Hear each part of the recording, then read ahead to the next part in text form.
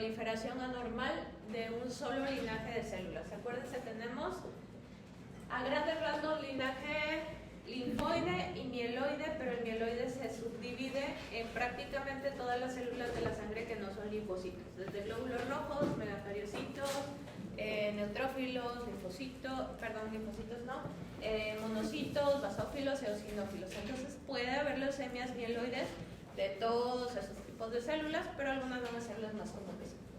Entonces se van a clasificar las leucemias según el linaje afectado o según su presentación. Según el linaje pueden ser linfocíticas o pueden ser mieloides, y según su presentación pueden ser agudas o pueden ser crónicas. Entonces, la proliferación anormal de las células sanguíneas, decíamos ayer, para las agudas, y lo que hace la diferencia con un síndrome mielodisplásico es que va a haber más de 20% de células neoplásicas en la médula ósea. Entonces, para recordar, todo lo que no son linfocitos, que es linfoide, va a ser mieloide, o sea, glóbulos rojos, plaquetas, todos los otros tipos de glóbulos blancos van a entrar dentro de la clasificación de mieloide. Y las leucemias son un tipo de cáncer de la sangre que se va a originar en la fábrica, que es la médula ósea. Entonces, las células empiezan a multiplicarse en la médula y son tantas que me empiezan a desplazar a las células normales. Entonces, no permiten que mis glóbulos rojos que mis eritroblastos hagan y saquen glóbulos rojos a circulación, que mis megacariocitos saquen plaquetas a circulación, sino se van haciendo tantas que las van desplazando y van llenando solamente ese tipo de células malignas a la médula, y cuando ya son demasiadas empiezan a salir a periferia. Entonces se va a producir algo que se llama triada leucémica, que va a ser la baja de todas las células que no son las células leucémicas.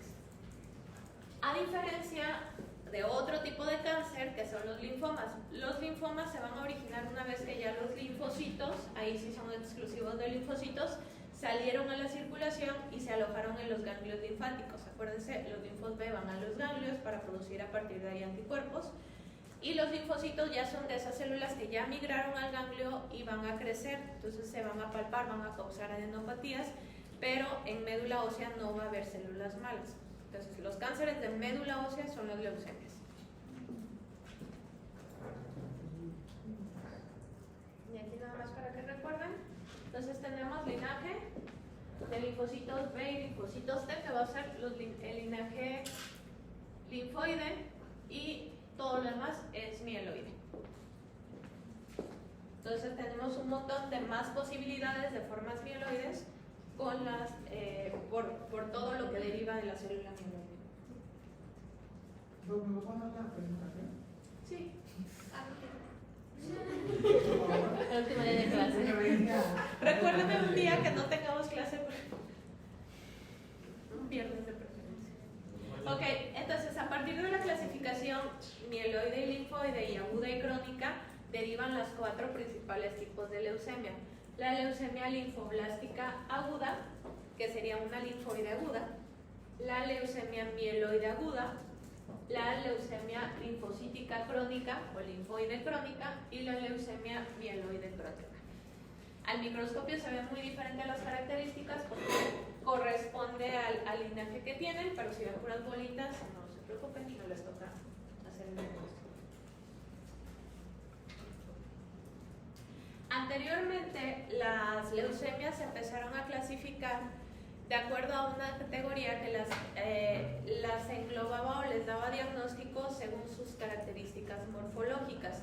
Esa clasificación es la francoamericana británica, que nació por allá de los 70, que actualmente ya está en desuso, pero que por alguna razón para exámenes de residencia médica les sigue gustando mucho hacer preguntas de esa clasificación. Entonces, actualmente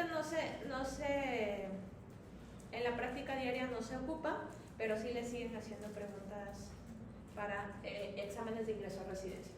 Entonces, después de que solamente era una tinción normal, como la tinción de Wright o la tinción de Giemsa, Salen otras tinciones que son específicamente solo para teñir células linfoides y células mieloides y que nos ayudan ya a distinguir mejor el linaje de cada célula.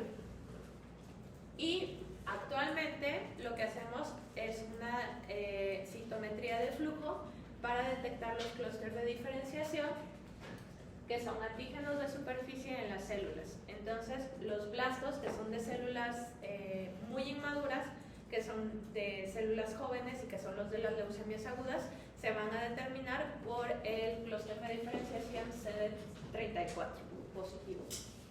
Además de determinar el número de blastos por la determinación de porcentaje de CD34, vamos a hacer un cariotipo en esas personas y vamos a hacer también PCR para algunas alteraciones moleculares conocidas según el tipo de leucemia. Entonces, actualmente tenemos la clasificación de leucemias no solamente por linaje, sino por alteraciones moleculares que están presentes y a partir de ahí determinamos riesgos. Para fines de la clase vamos a ver solamente los linajes. Entonces, vamos a empezar por las leucemias agudas. Las leucemias agudas son llamadas así porque la instauración es muy rápida. Generalmente el paciente empezó hace un mes máximo o de 3 semanas acá y empieza a presentar los datos clínicos de las citopenias que presenta. Entonces, la tríada leucémica que se presenta en todas las leucemias agudas consta de anemia, porque les decía no hay espacio para que los glóbulos rojos normales se produzcan, trombocitopenia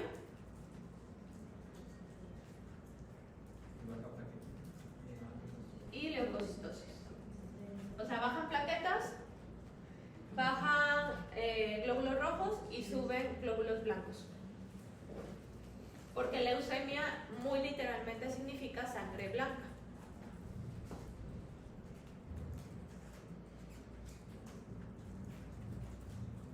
El tipo de leucocito que se eleve, o por lo menos el que nos diga la biometría hemática que va a estar elevado, va a depender del linaje. Entonces, en el caso del linaje linfoide, se van a elevar los linfocitos.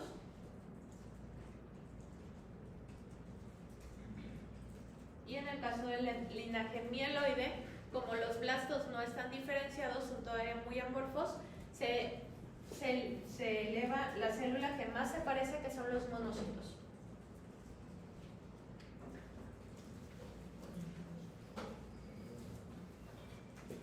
Ahora, ¿hasta qué punto es normal tener leucocitosis?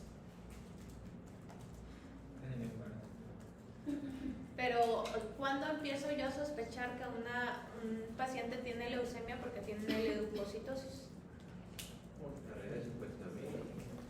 Un paciente con una sepsis así muy fea puede hacer algo que se llama reacción leucemoide, que es una elevación de los leucocitos, generalmente neutrófilos, pero que es producida solamente por la infección y la inflamación que conlleva la infección, el estado de sepsis. Entonces, reacción leucemoide, que es producida por infecciones,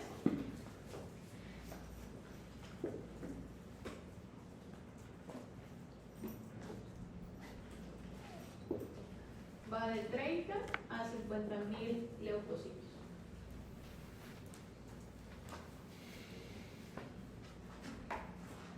Arriba de 50.000, rara vez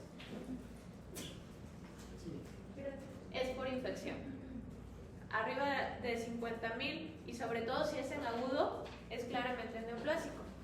Entonces, no es normal que un paciente con 90.000 leucocitos tenga una infección, porque sí los hay, así los mandan, ¿no? Pues es que me estuvieron tratando, me pidieron reacciones febriles para empezar, no sirve para nada, y me dieron antibiótico y no me bajaron los leucocitos. Entonces no es así. Más de 50.000 ya empiecen a sospechar de algo malo. Porque lo normal es de cuánto? De 4 a 11.000. Dependiendo de la bibliografía, generalmente te dicen de 5 a 10, pero en población mexicana de 4 a 11. Y ya les tocará a donde vayan investigar los rangos normales. Pero nunca pasa de 11 o 10.000. Entonces, ya arriba de 50.000 ya es considerablemente alto y ya tienen que empezar a sospechar, sobre todo cuando tienen también anemia y trombocitopenia. Entonces, las leucemias agudas tienen esta triada, las tres cosas, que va a ser la llamada triada leucémica. Y a diferencia de los síndromes mielodisplásicos que veíamos la clase pasada, que tienen hasta 19% de blastos en médula ósea, estas leucemias van a presentar más del 20% de blastos. Y de hecho, generalmente al diagnóstico presentan entre el 80 y 100% de blastos, porque son de muy rápido crecimiento.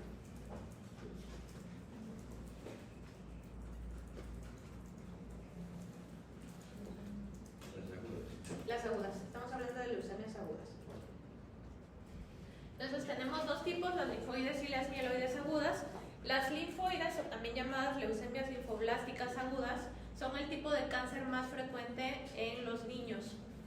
Entonces también, aparte de que va a ser más común en los niños, se va a presentar también en adultos jóvenes. Todas las leucemias o todos los cánceres en general se pueden... los da origen la presencia de diferentes mutaciones. Y en el caso de la leucemia linfoblástica aguda puede tener muchas mutaciones presentes, pero la más común es la translocación 922, que es la del cromosoma Filadelfia, del cual vamos a hablar más adelante. Se clasifican por riesgo. ¿Y para qué me sirve clasificar una leucemia si ya es un cáncer por riesgo?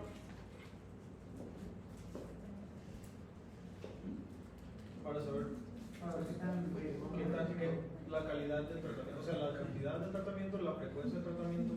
Entonces es la intensidad de tratamiento, que básicamente es, ¿le doy solo quimioterapia o este paciente no va a tener con quimio y va a necesitar trasplantarse? Los pacientes de alto riesgo, generalmente aunque respondan muy bien al inicio a la quimioterapia, tienden a tener recaídas y por eso es mejor buscarles un trasplante lo antes posible. Entonces, la clasificación de riesgo de la LLA va a ser según la edad de presentación. No quiero que se la aprendan, pero básicamente los niños que presentan LLA antes del año tienen mal pronóstico, igual que después de los 10 años. Entre 1 y 10 años el pronóstico es estándar, el riesgo es estándar. En el caso de los adultos de más de 35 años ya el riesgo es alto. También tiene que ver el número de leucocitos al diagnóstico.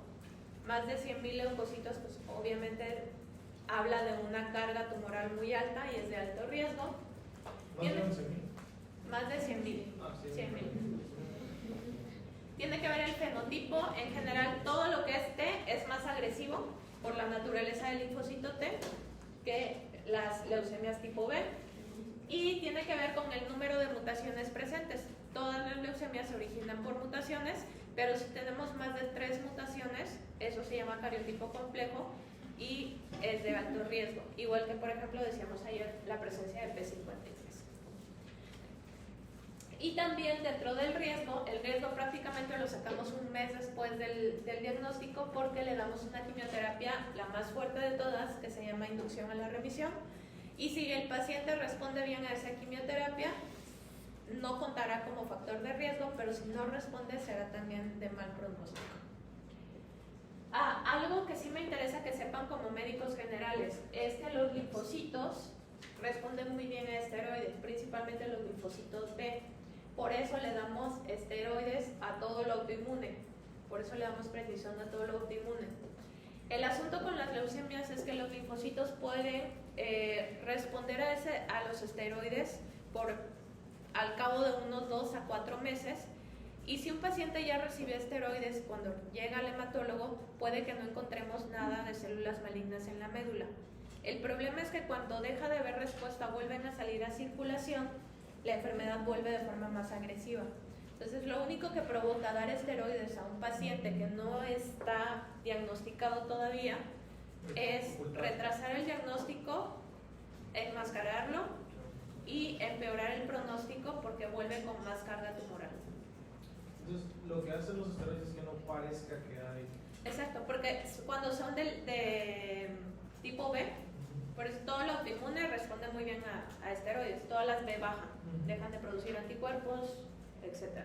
Pero este efecto dura solo unos meses. Y entonces la represión causa luego un rebote en donde hay más células malas al momento del diagnóstico. Y obviamente si yo no encuentro blastos al momento de estudiar a un paciente, pues no le voy a dar quimioterapia. pero sí lo tengo que estar vigilando por si hubiera sido leucemia, pero luego va a regresar. Entonces hay que preguntarle a los pacientes. Sí, el problema de esto también es que mucha terapia medicina alternativa tiene esteroides. Entonces, por ejemplo, eso de que, ¿qué es? No sé qué, ajo rey, ya por análisis de Cofepris tiene esteroide. Y muchos de los chochitos que venden de medicina alternativa contienen esteroide. Entonces, eso también puede modificar y enmascarar los cuadros. Entonces, yo cuando la sospecho, en niños puede no presentarse la tríada leucémica. En niños se presenta más con pancitopenia. ¿Por qué? Porque en vez de salir a la circulación, los leucocitos tienden a irse hacia los ganglios. Entonces, presentan algo que se llama síndrome infiltrativo, que es, tienen muchos ganglios palpables por todos lados y además presentan visceromegalias, hepato y esplenomegalia. En cambio, los adultos sí presentan la tríada leucémica y es a expensas de la linfocitosis. En la LLA es frecuente que los blastos escapen hacia el sistema nervioso central. Entonces, a ellos les tenemos que estar haciendo punciones lumbares con aplicación de quimioterapia intratecal. Primero para diagnosticar, o sea, sacamos líquido, lo mandamos a analizar para ver si no hay blastos y luego ponemos ahí también la quimioterapia. Porque generalmente cuando se da solo quimioterapia por la vena, entonces los blastos buscan salida y una de las salidas de los linfoblastos es sistema nervioso central. Entonces los pacientes que no reciben quimioterapia intratecal tienen alto riesgo de recaer también al sistema nervioso central. Y las manifestaciones de la infiltración al sistema nervioso central van desde cefalea hasta crisis convulsivas.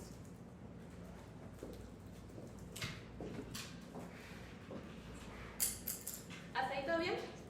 Entonces, niños, anemia, trombocitopenia, linfocitosis. Obviamente, en la clínica los datos van a estar dados por la citopenia. Entonces, si hay anemia, pues vamos a tener palidez, que empezó de un mes para acá. Vamos a tener cansancio, ese niño no va a jugar como antes. La trombocitopenia me va a predisponer a que tenga sangrados y sangrados más de mucosas. Entonces, va a tender a tener más sangrado de encía, epistaxis, puede llegar a tener otorrea. Y son las manifestaciones que va a dar. Y la linfocitosis, ahí sí, a menos de que no sean muchos linfocitos, no lo vamos a ver. Lo que sí puede ver, como estos blastos, estas células malignas, están muy elevadas en número, pero no funcionan bien, vamos a tener más frecuencia de infecciones.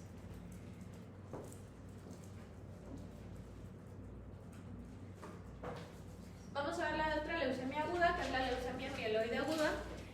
Más común en el otro grupo de edad, que son los adultos mayores. Su riesgo se clasifica en bajo, intermedio y alto, y aquí nada más utilizamos cariotipo para la clasificación de riesgo.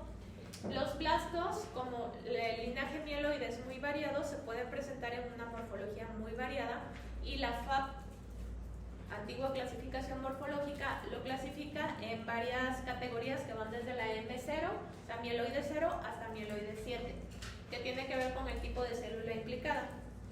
En general se presenta con anemia, trombocitopenia, pero aquí tenemos monocitosis, porque el blasto mieloide se parece más a un monocito, no porque realmente haya monocitos.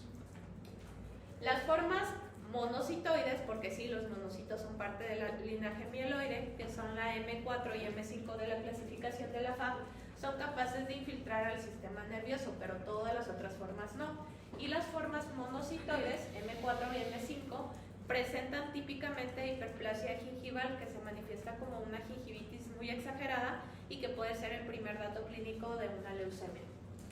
Y la forma más singular de las leucemias mieloides y la más preguntada en exámenes es la LPA, la leucemia promielocítica aguda, o la M3 de la antigua clasificación de la FAB. ¿Se alcanza a ver el dibujito de acá? Adentro del... Por eso como sí. es una perina, ¿no? Sí, es una biopsia de médula. O sea, ese es el hueso, la aguja con la que se saca, que es una aguja Cachidi, y es médula. La punción se hace generalmente de los huesos que todavía funcionan, cadera o esternón Nada más tratamos de evitar escalón en ancianitos, porque pues ya es muy frágil y nos podemos ir a... Ahora, la LAM M3 se llamaba también. Promielocítica aguda. Ahorita vamos... Eso lo hace el hematólogo. Ahorita, sí. Que en Estados Unidos es un técnico que solamente se dedica a hacer... ¿Oh, sí? Soy yo, soy. Sí, solamente hace eso y el hematólogo es quien lo interpreta.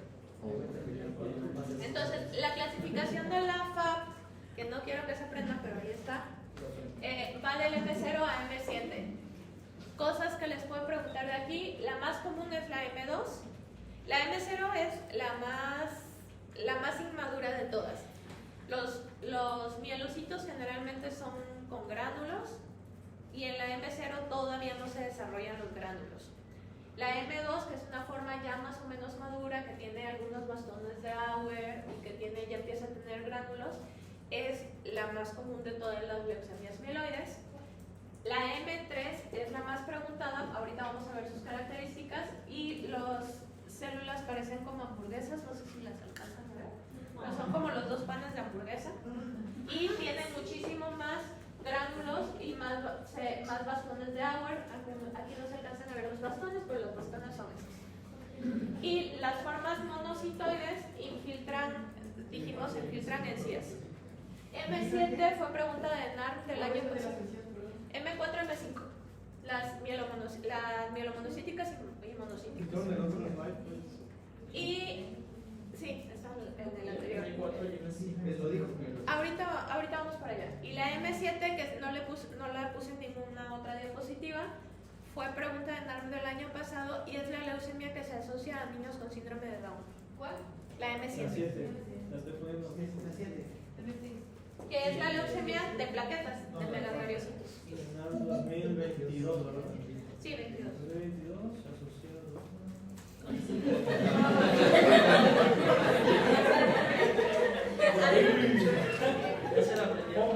En hematología generalmente las preguntas son medio... A mí me preguntaron porcentaje de sobrevida según riesgos. ¿Cómo? Digo, en ese tiempo no me lo iba a saber. Porcentaje De sobrevida de las leucemias según el riesgo. O sea, te daban todas las características y calculé el riesgo y calculé. Oh, epidemiología. ¿Y cuánto era? Era una de riesgo estándar y es 90%, pero lo supe como 3 años después. Nomás para descartar, es que me están preguntando. ¿M6 es la de síndrome de Down o M7? No, M7. ¿Viste? Pero el 2023 va a ser M8. La leucemia, seguimos, la leucemia de monocitos que son M4 y M5, es la que va a dar la infiltración en encías y que les decía yo puede ser, por eso mucha gente se da cuenta que tiene leucemia después de ir al dentista. Entonces, porque empieza con malestar, parece que es una gingivitis, pero en realidad es la infiltración de los monocitos. Recuerden que los monocitos sí pueden viajar a distintos tejidos para convertirse en macrófagos, entonces sí infiltran la encías y pues causan sangrado, porque ya hay trombocitopenia y hay anemia. Y la promielocítica aguda, la M3, es de esas leucemias muy preguntadas porque tiene una translocación específica que la causa. En casi todas las leucemias puede haber un montón de translocaciones que te causen esa leucemia. Y puede ser más de una para un tipo de leucemia, excepto en la promielocítica aguda y en la mieloide crónica. En la promielocítica aguda, la translocación es 15-17. Entonces, un pedazo de cromosoma 15 migra al cromosoma 17 y forma un gen de fusión, se le llama. Un nuevo producto que va a codificar o a dejar de hacer. Ahorita vamos a ver qué. Entonces, básicamente hay dos genes ahí implicados en el gen de fusión 15-17, creo que sí. Ah, sí, estaba. Entonces tenemos al cromosoma 15 que se rompe en el brazo largo, tenemos el cromosoma 17 que también se rompe en el brazo largo y juntos forman un nuevo gen de fusión que es el cromosoma, es el 15-17, que no tiene nombre específico, y este cromosoma o producto de la translocación 15 con 17 origina la fusión de dos genes, que son el gen de la leucemia promielocítica, el PLM, y el RAR alfa, que es el del ácido retinoico. Entonces, básicamente este nuevo producto lo que hace es como una coagulación intravascular diseminada, en donde va a haber mucha tendencia a la hemorragia, pero que también puede haber eventos trombóticos. La mayoría de los pacientes se presentan con hemorragias y es la leucemia más aparatosa al diagnóstico. Porque literalmente, como les puse en las imágenes, son pacientes que sangran hasta por los ojos. O sea, es sangrado a todos los niveles. Entonces, por la coagulopatía.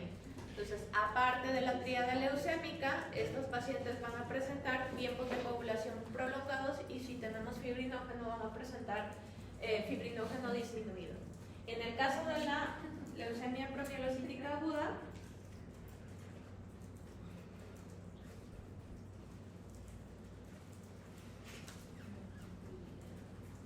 la leucocitosis sí va a estar a expensas de neutrófilos porque los promielocitos son neutrófilos normales, o sea, no son blastos, en más o menos como en una...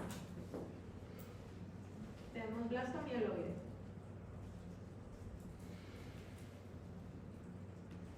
En una etapa intermedia llega a ser un promielo.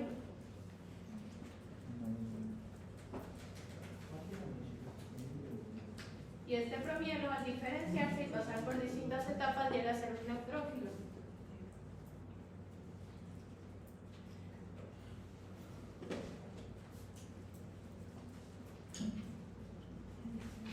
El producto de fusión PLM-RAR alfa lo que hace es que el promielo se estanque aquí, pero son células normales, son parte de la hematopoiesis normal, solamente que está estancado. Entonces, uno de los medicamentos muy importantes en ellos es el ATRA, que contiene el ácido retinoico que no se está sintetizando. Y lo que me produce el ATRA es quitar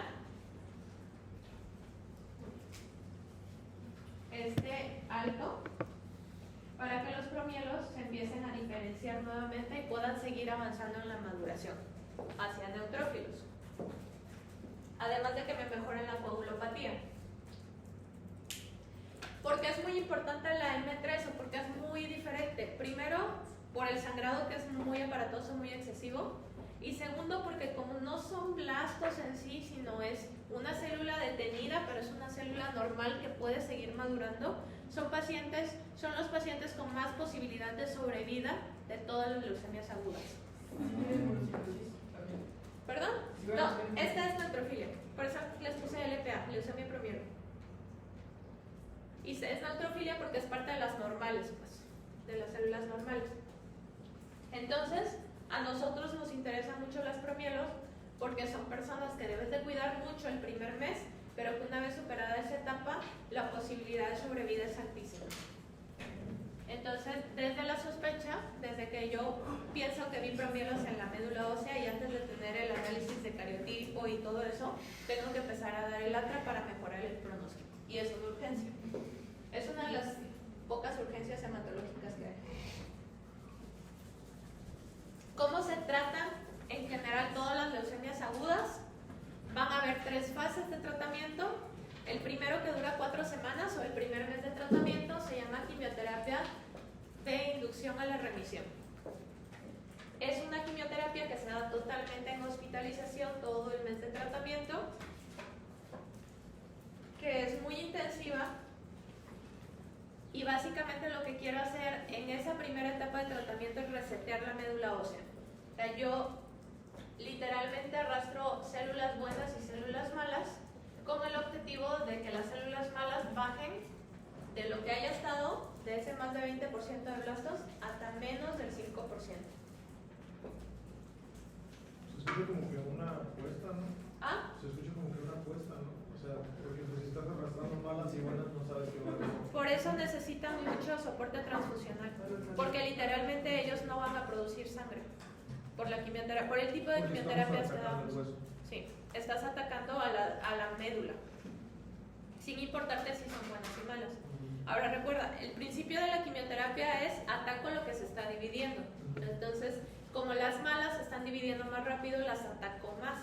Pero finalmente no tengo control y ataco todo. Y dentro de hemato y onco, las quimioterapias de inducción a la remisión para leucemias son las más intensas, son las más fuertes. Entonces, aparte de las citopenias, de la anemia que va a presentar el paciente, que va a requerir que le estés poniendo sangre, aparte de la trombocitopenia que va a estar necesitando plaquetas a cada rato, de la neutropenia que te va a provocar que ese paciente sea más propenso a infecciones. Aparte de todo eso, le tengo que estar vigilando al paciente en un ambiente que sea totalmente estéril. Entonces, es en general una etapa incluso más peligrosa que la preparación para el trasplante. Es la más crítica. Y estos pacientes tienen un código gris de aislamiento, para los que se acuerden que era el código gris de aislamiento, que son los pacientes inmunocomprometidos a los que tenemos que entrar con todo el equipo de protección, no porque me vayan a enfermar, sino al contrario, porque los voy a enfermar a ellos. Después de este primer mes, que es obviamente donde hay mayor mortalidad por el tipo de tratamiento, porque es mayor la carga de blastos, viene la quimioterapia de consolidación. Ya en esta etapa el paciente llega a su quimioterapia, se le aplica, lo doy de alta, y cuando sé que van a bajar las células, que son más o menos al día 10 a 15 después de la quimioterapia, lo ingreso para vigilarlo en hospitalización, pero ya es más como va y viene el paciente. Y este proceso puede durar desde 4 hasta 8 meses. Si el paciente era de alto riesgo, entonces ahí prefiero mejor hacer lo antes posible, buscar un donante compatible para hacer un trasplante de médula ósea. Porque ese paciente, aunque me haya respondido bien a la inducción a la remisión, va a recaer en algo. ¿Cuánto tiempo dura internado el paciente? Generalmente la aplicación de quimioterapia para mieloides son 3 días, y para linfoides, depende del esquema que se esté utilizando, puede ir hasta 6 días. Pero pues igual aunque se dejen, o sea, cuando salen, de todos modos están... Ah, claro, en casa tienen que estar con todas las condiciones de lo menos de visitas posibles. En COVID sí fue bastante difícil. Porque aparte muchos de los hospitales donde se atendían se volvieron COVID. Entonces, ¿de dónde voy? Y muchos pacientes murieron por complicaciones por el miedo también a ir a hospital. ¿No pueden llevarle sangre? ¿Ah? No pueden llevarle sangre a su casa, ¿no? Sí está regulado, pero pocos bancos cumplen con las especificaciones para hacerlo. Entonces, el mantenimiento, que es lo que sigue después de que el paciente entra, sale, se vigila, vuelve a salir y está así por un periodo de tiempo, ya es una quimioterapia tomada, un periodo de quimioterapias tomadas, y es en casa. Entonces, poco a poco se va espaciando el tratamiento, y esto es hasta más o menos los 2 años después del diagnóstico, para ahora sí pasarlo a vigilancia. Un paciente con leucemia se da de alta hasta 5 años después del diagnóstico. O sea, no lo puedo tener en mantenimiento y luego mandarlo de alta, porque todavía los primeros 5 años tienen mucho riesgo de recaer. Aún con la sobrevida siendo del 90%. En el LA, aún con eso sí. Aún con esa sobrevida de Sí. del mayor. Pero esa LLA es en los niños. O sea, la sobrevida del 90% es en los niños, en condiciones de hago lo que tengo que hacer. Es decir, si era un riesgo alto, lo mandé a trasplante, se hizo a tiempo, respondió bien, etcétera, etcétera. O sea, todo se cumplió.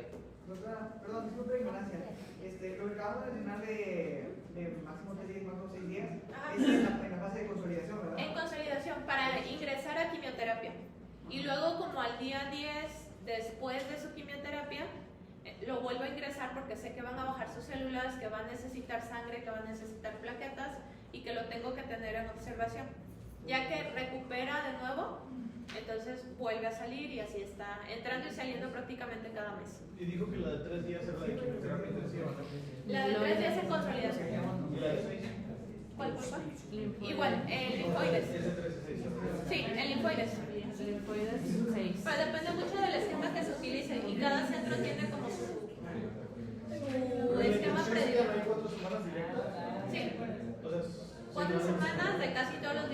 Quimio. Por lo menos durante 3 semanas.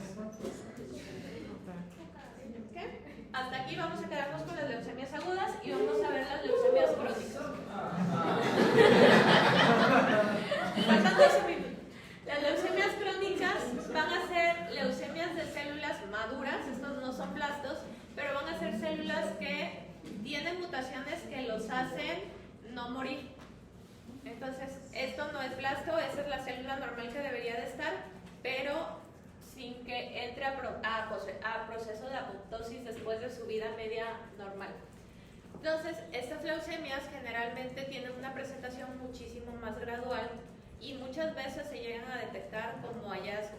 Puede incluso no producirme síntomas.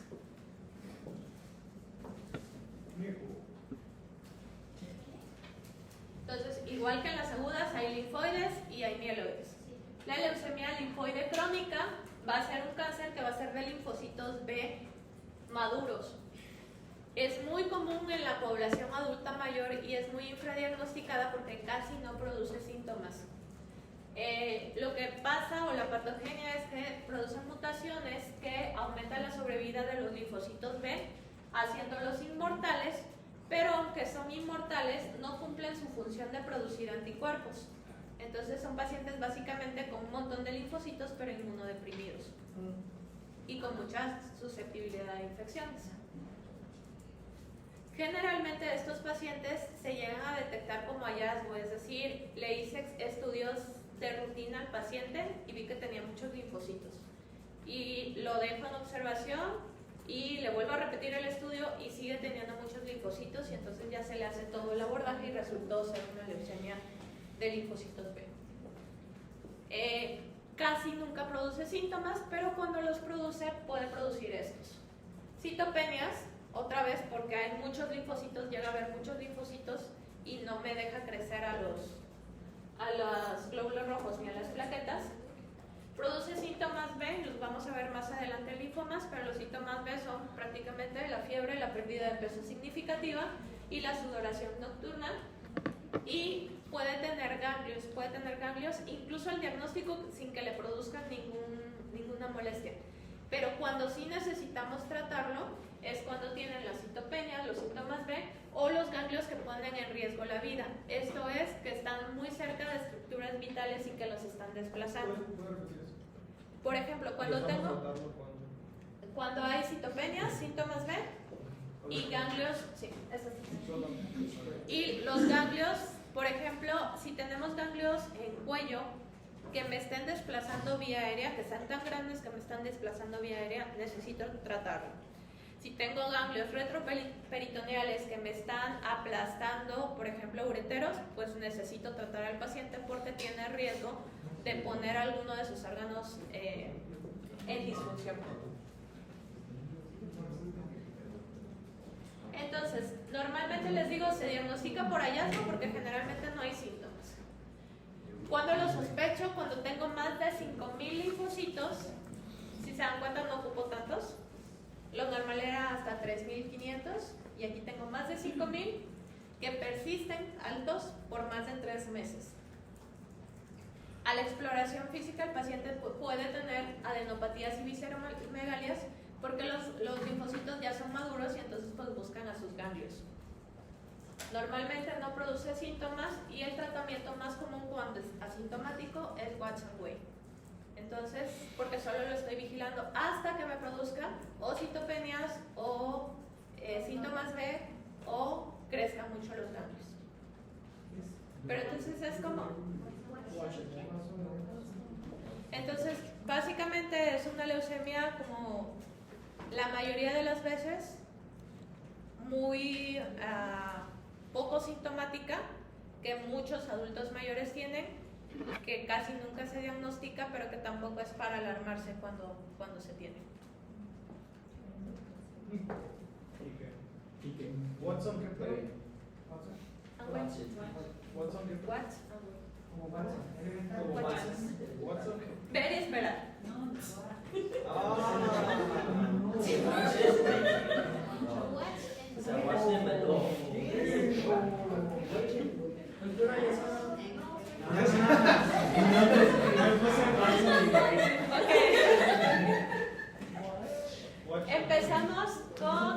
leucemia mieloide crónica. Aquí sí tenemos el cromosoma Filadelfia, que ese se los preguntan de casi seguro en muchos exámenes.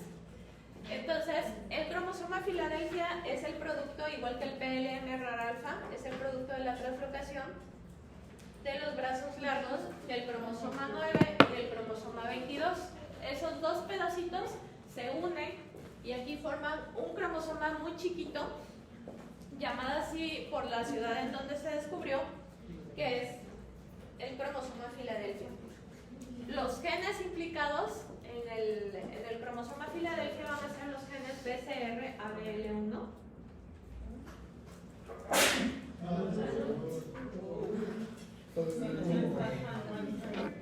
Y básicamente lo que va a hacer el cromosoma Filadelfia, ¿se acuerdan cómo funcionaba la hematopoiesis? O sea, cuando una célula decide hacer sangre, Cuando hay un estímulo. Básicamente lo que hace el cromosoma Filadelfia es que la célula permanezca estimulada sin que llegue nada.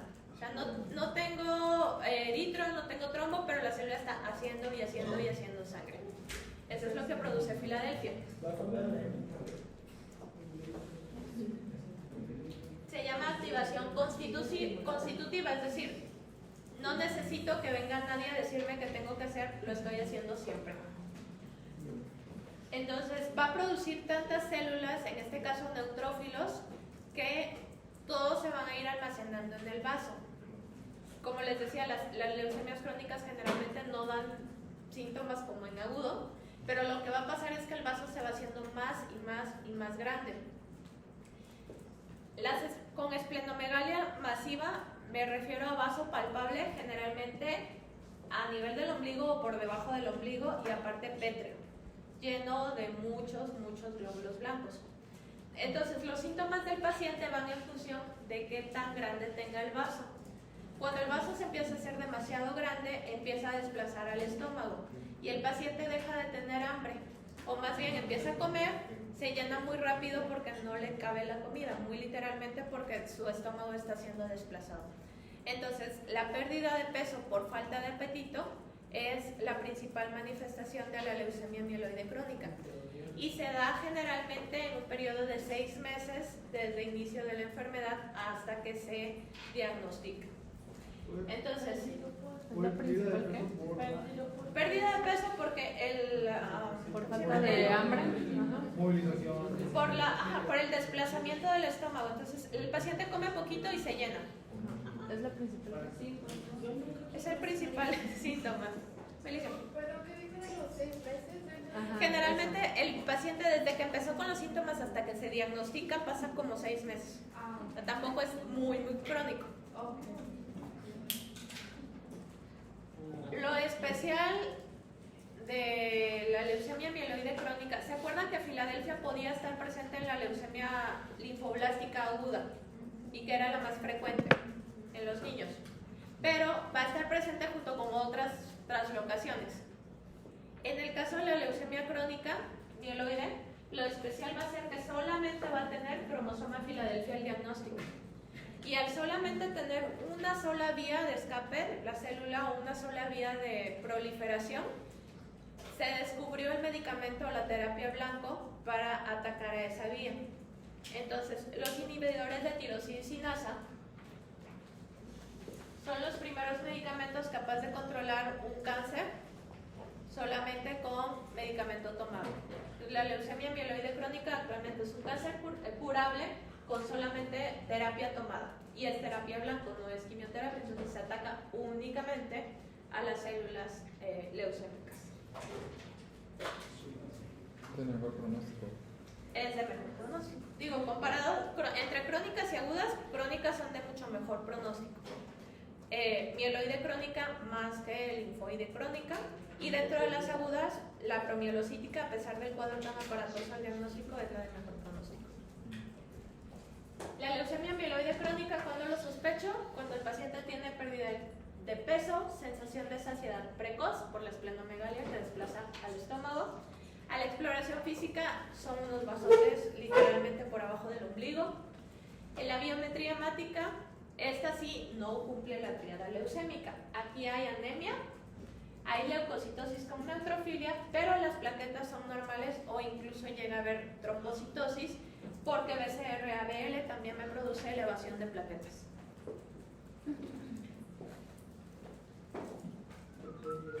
Y ya para terminar, ante la sospecha de leucemia corra. Estudios iniciales para el paciente: biometría hemática, frotis, tiempos de coagulación, pruebas de función renal. ¿Por qué?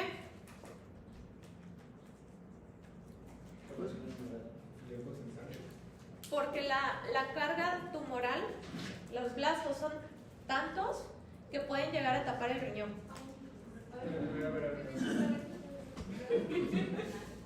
O sea, cuando tienes muchas células, bueno, en general las células leucémicas, paradójicamente son células que cuando son muchas se empiezan a autodestruir.